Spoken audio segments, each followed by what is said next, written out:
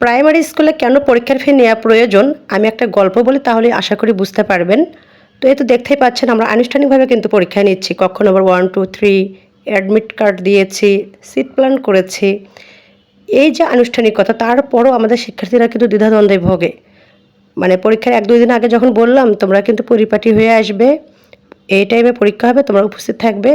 তারপরও তাদের প্রশ্ন, ম্যাডাম আমরা কি বই খাতা নিয়ে আসবো আগেকার মতো? ব্যাগ নিয়ে আসবো?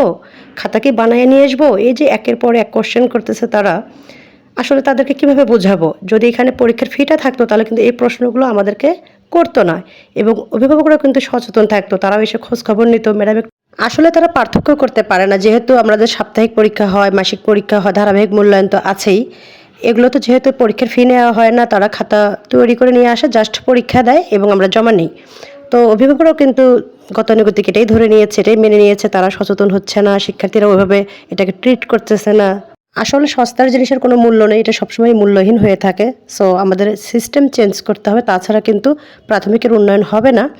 আমাদের শিক্ষার্থীরা এতটা সচেতন হয়েও যদি এত প্রশ্ন করে তাহলে প্রত্যন্ত অঞ্চলে যত প্রাথমিক বিদ্যালয় আছে তাদের কি অবস্থা আল্লাহ ভালো জানেন।